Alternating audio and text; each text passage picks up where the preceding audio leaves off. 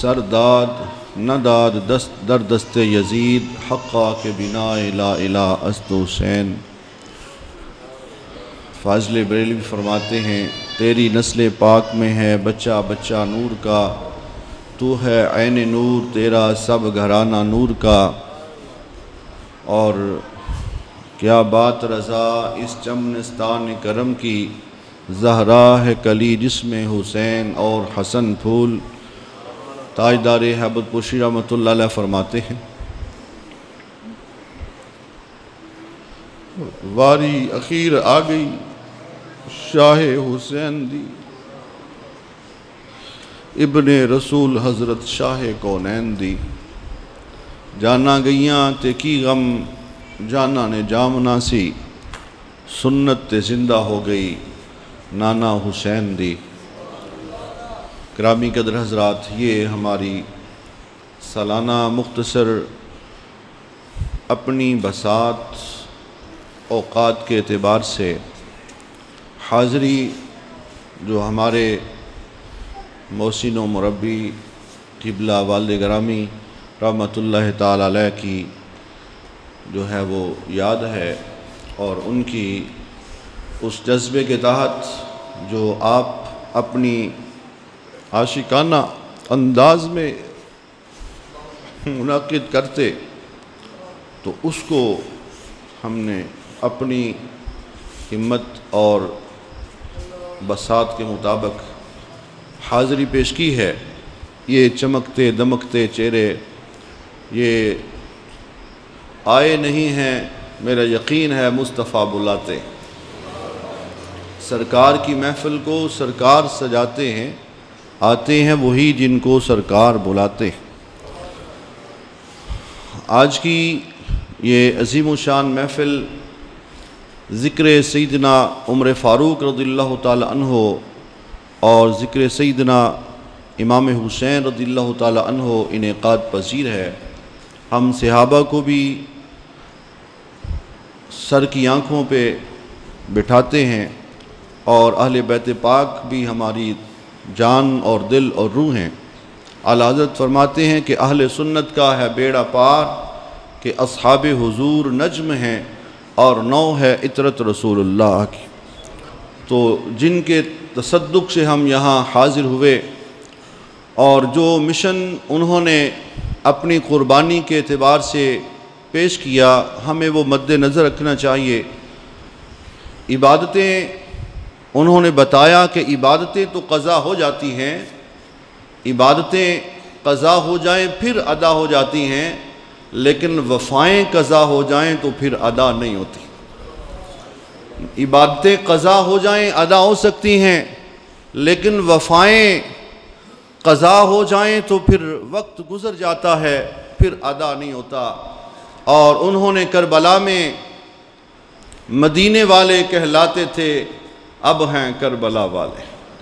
آستانے ان کے دم قدم سے آباد ہیں، لیکن انہوں نے حرمین شریفین کو چھوڑ کر کربلا کو آباد فرما دیا، اور سارا خاندان اور اس کا خون وہاں بہا دیا، اور امت کو پیغام دیا کہ اے لوگو، عبادات کا اپنا مقام ہے، عبادات کی اپنی حیثیت ہے، اس کی اپنی شان ہے، لیکن نبی کے دین کو بچانے کے لیے تن من دن سب کچھ قربان کر دینا، یہ امام حسین کا طریقہ۔ حضرات محترم، آج بھی بلکہ قیامت تک یہ سلسلہ جاری اور ساری ہے۔ حق والے اپنے تھوڑے ہونے کے باوجود حق پر ڈٹے رہتے ہیں، پھر بھی اللہ ان کو سربلندی اور سرفرازی اور سرخروئی عطا فرماتا۔ قتل حسین اصل میں مرگ یزید ہے، اسلام زندہ ہوتا ہے ہر کربلا کے بعد۔ محض عبادات کا جھگڑا نہیں تھا، عبادات تو سامنے بھی ہو رہی تھی، اذانیں تو سامنے بھی ہو رہی تھی، داڑیاں تو سامنا جو یزیدی گروہ تھا وہ بھی رکھتے تھے، امامیں بھی رکھتے تھے، اسلام کے علمبردار بھی تھے۔ پھر جھگڑا کس بات کا تھا؟ جھگڑا اس بات کا تھا کہ تم اپنے نفس کے لیے زندہ ہو، ہم مصطفیٰ کے لیے زندہ، تم اپنے من کے لیے زندہ ہو، ہم مصطفیٰ کے لیے زندہ ہیں۔ ہماری زندگی اور مقصد، زندگی اور موت کا جو مقصد ہے وہ آقا کریم صلی اللہ علیہ وسلم کے دین کی سرفرازی ہے، اور اس پر وہ آنچ نہیں آنے دیتے۔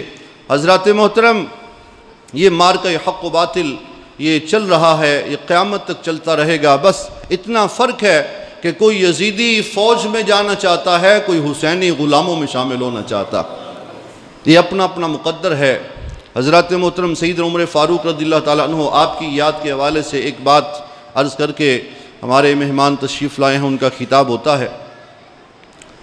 جہانگیر بادشاہ بڑا مشہور بادشاہ ہے، اور اس کی بیوی نور جہاں، وہ اس سے بہت پیار کرتا تھا۔ وہ شیعہ تھی۔ اس کے دور میں ایک شیعہ عالم دین نے کتاب لکھی، اور اس میں لکھا کہ بعمر خیش بیزارم کے نام عمر دارد۔ معاذ اللہ، اتنا بدبخت تھا کہ اس نے کہا کہ میں اپنی عمر سے بیزار ہوں، اس لیے کہ میری عمر کا نام عمر ہے۔ معاذ اللہ، اتنا درد ہے ایسے بدبختوں کو۔ علماء نے جو ہے وہ احتجاج کیا، اپنا موقف پیش کیا کہ یہ توہین ہے عمر فاروق رضی اللہ تعالیٰ عنہ کی۔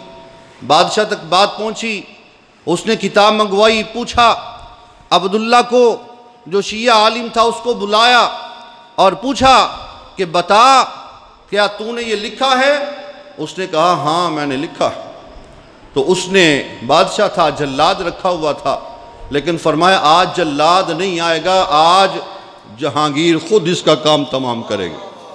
اشارہ کر دیا، تلوار آ گئی، اور اس بادشاہ جہانگیر نے کہا کہ جو حضرت عمر سے جو عمر بیزار ہو، میں بھی اس کی عمر سے بیزار ہوں۔ یہ ہے ریاست مدینہ کا تصور۔ یہ ریاست مدینہ کے جو حکمران ہیں وہ مصطفیٰ کے نوکر ہوتے ہیں۔ اس نے کہا جو عمر سے بیزار ہے، میں بھی اس کی عمر سے بیزار ہوں۔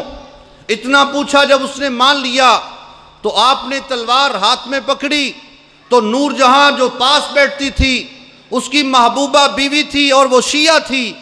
جب وہ اٹھا تو اس نے کہا جانے من چے کر دی، اے میری جان کیا کر رہے ہو؟ پکڑ لیا، چونکہ شیعوں نے جو ہے وہ رابطہ کیا ہوا تھا کہ یہ کوئی عمران خان نہیں ہے، یہ مصطفیٰ کا نوکر ہے، یہ 2 نمبر ریاست مدینہ کا نام لینے والا نہیں ہے، یہ مصطفیٰ کا کلمہ پڑھنے والا غلام ہے۔ اس نے پلو کو چھڑا کر غیرت ایمانی سے جواب دیا، جانے من جان دادا ام ایمان نہ دادا ام، اے میری جان میں نے تجھے جان دی ہے، ایمان مصطفیٰ کو دے رکھا ہے۔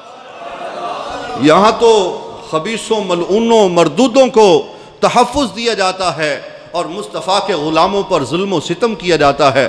حضرات محترم، وہ عمر فاروق جنہوں نے، ایران کی شہزادی آتی ہے، ایران کی شہزادی مال غنیمت میں آئی تو سارا مال غنیمت تقسیم کر دیا۔ 2 شہزادیاں تھیں، ایک شہزادی کی بابت کہا یہ ایران کے بادشاہ کی بیٹی ہے، شہزادی ہے، اس کا نکاح شہزادے کے ساتھ ہوگا۔ لوگوں نے سوچا کہ آپ امیر المؤمنین ہیں، آپ اپنے بیٹے کے ساتھ کریں گے، لیکن آپ نے فرمایا حسین ابن علی کدھر ہیں؟ یہی شہزادے ہیں، یہ دنیا میں بھی شہزادے، یہ جنت کے بھی شہزادے، یہ بادشاہ ہیں۔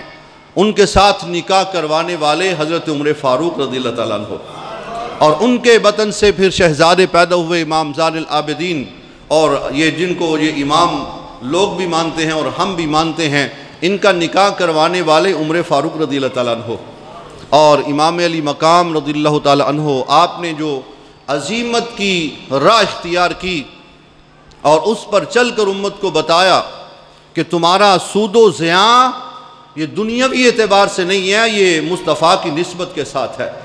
آپ اقبال کی زبان میں آپ فرماتے ہیں کہ تو نے پوچھی ہے امامت کی حقیقت مجھ سے، امامت کیا ہے اور امام کیا ہے اور امامت کیا ہے، اس کے بارے میں آپ نے فرمایا کہ تو نے پوچھی ہے امامت کی حقیقت مجھ سے، خدا تجھے میری طرح صاحب اسرار کرے، ہے وہی تیرے زمانے کا امام برحق، ہے وہی، یہ اقبال کہتے ہے وہی تیرے زمانے کا امام برحق جو تجھے حاضر و موجود سے بیزار کرے، موت کے آئینے میں دکھا کر رخ دوست، موت کے آئینے میں نظر آئے تو مصطفیٰ کے جلوے نظر آئیں، موت کے آئینے میں جلوے نظر آئیں تو اللہ کے جلوے نظر آئیں، موت کے آئینے میں اسے ڈر نظر نہ آئے، اقبال کہتے ہیں موت کے آئینے میں دکھا کر تجھے رخ دوست، زندگی تیرے لیے اور بھی دشوار کرے، جینا اور مشکل ہو جائے۔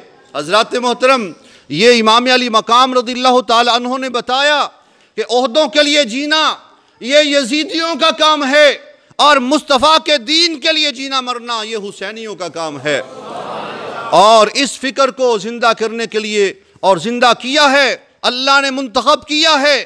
آج کے دور میں جامع المعقول والمنقول، امیر المجاہدین، شیخ الحدیث والتفسیر، بوڑھوں میں جوان مجاہد، بوڑھوں میں جوان مجاہد اور معذوروں میں طاقتور مجاہد، حضرت علامہ حافظ خادم حسین رضوی دامت برکاتہم العالیہ نے اس فکر کو زندہ کیا، اور اقبال نے کہا تھا نکل کر خانقاہوں سے ادا کر رسم شبیری، وہ فکر دیا اور علم حق بلند کیا اور لوگوں کو پیغام دیا کہ نکل کر خانقاہوں سے ادا کر رسم شبیری، اس لیے وہ جانتے ہیں کہ کربلا والے ان سے بڑی کسی کی خانقاہ نہیں ہو سکتی۔ آج رسم شبیری ادا کرو، نکل کر خانقاہوں سے ادا کر رسم شبیری، کہ فقر خانقاہ ہی ہے فقط اندوہ دلگیری، تیرے دین و ادب سے آ رہی ہے ابو رہبانی، یہی ہے مرنے والی امتوں کا عالم پیری۔ میں سلام پیش کرتا ہوں قبلہ امیر المجاہدین علامہ حافظ خادم حسین رضوی دامت برکاتہم العالیہ کو۔ 14 اگست کو بھی ہم نے لوگوں نے پاکستانی جھنڈوں کو سلوٹ کیا اور ہم نے بھی کیا، اور لوگوں نے جرنیلوں کو اور وزیروں کو سلوٹ کیا، ہم نے ان کو اپنی جوتی کے نوک پہ رکھا اور ہم نے سلوٹ پیش کیا، گارڈ آف آنر پیش کیا تو امیر المجاہدین کو پیش کیا۔ ہم ان کو سلام پیش کرتے ہیں، اور ان کی فکر کے وارث اور ان کی فکر سے وابستہ ان عشاقان مصطفیٰ کو، مجاہدین ختم نبوت کو، اسیران ختم نبوت کو سلام پیش کرتے ہیں۔ اقبال کہتا ہے کہ الفاظ و معانی میں تفاوت نہیں، لیکن الفاظ و معانی میں تفاوت نہیں، لیکن ملا کی اذان اور مجاہد کی اذان اور۔ میں نے اپنے قائد محترم حضرت علامہ مولانا پروفیسر یاسر القادری صاحب، ان کو دعوت دی، مدعو کیا ہوا تھا اور ٹائم دیا تھا کہ انشاءاللہ 10 ساڑھے 10 ہم بیان شروع جو ہے وہ ہم نے محفل شروع کرنی ہے، اس کے بعد 11 ساڑھے 11 تک انشاءاللہ آپ کا خطاب کوشش کریں گے، کروا دیں گے۔ لیکن میں سلوٹ پیش کرتا ہوں مجاہد ختم نبوت کو۔ ادھر محفل شروع ہوئی اور مجاہد ختم نبوت تشریف فرما ہو چکا تھا۔ یہ فرق ہے جو دوسرا ہم ان کو بھی عزت دیتے ہیں، ٹھیک ہے،